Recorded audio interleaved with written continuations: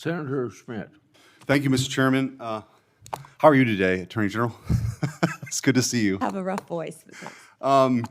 I have to say, I am struck by the degree of the cognitive dissonance that I hear on the other side. It really is. I mean, I'm used to sort of the political debates and arguing in court and all those sorts of things. But to hear the other side of the dais talk about weaponization is truly shocking, given what we know now. And I thought what I might do is just tell a story. And these are 100% facts.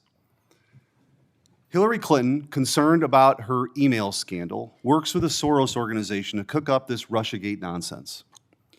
They feed it to the intelligence agencies.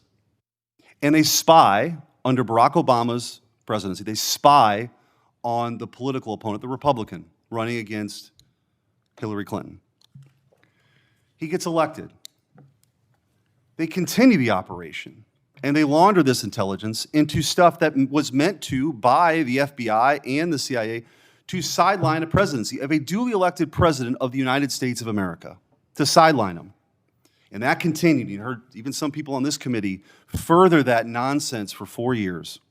And then the FBI is involved with pre-bunking the Hunter Biden laptop story because they didn't want him to get elected again.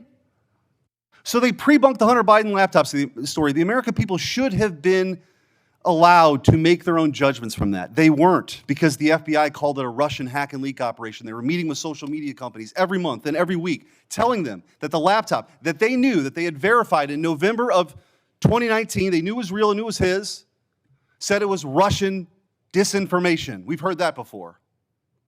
And then, after Joe Biden comes in, 3 days in, they start a censorship campaign against the country, anybody who's a conservative. And now we also know that the FBI was weaponized in this Arctic frost investigation that tapped the phones of sitting U.S. senators. And also, the Republican Attorneys General Association, so let's pull in 2 more U.S. senators, Ashley Moody and myself, who were on the executive committee at that time.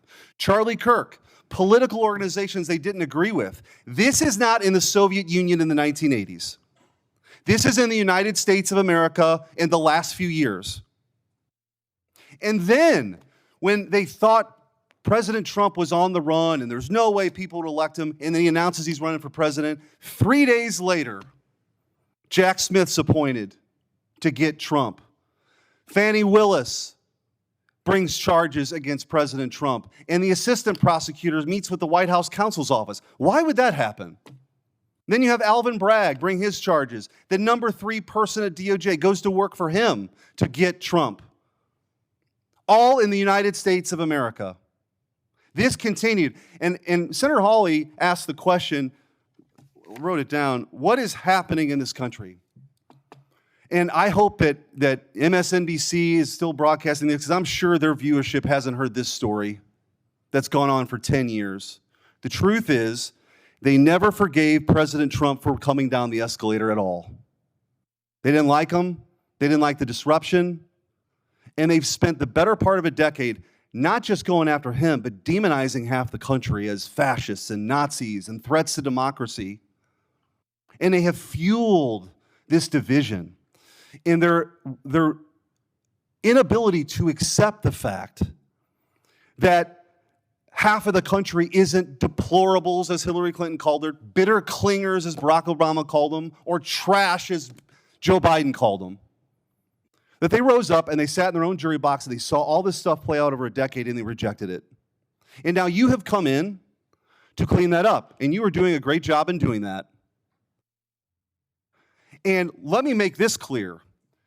There is a big difference between what happened under the Biden regime and the weaponization, and then holding those people accountable. That is not weaponization.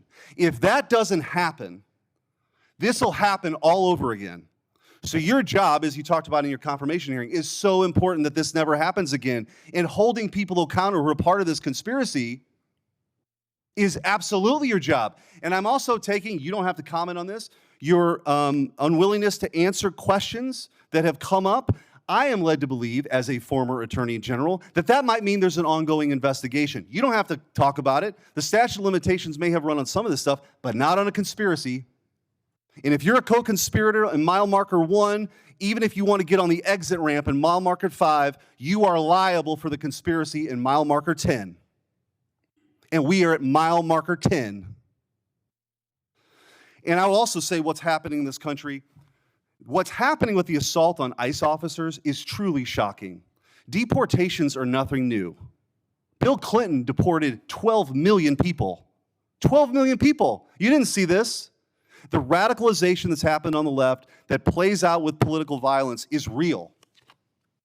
And by the way, let me also point out that if we had a scenario where John Thune was on the Supreme Court steps saying, "You've reaped a whirlwind, Supreme Court justices," and then a right-wing assassin tried to kill Ruth Bader Ginsburg, and then a Republican-appointed judge only gave that person 8 years, there would be riots on the streets.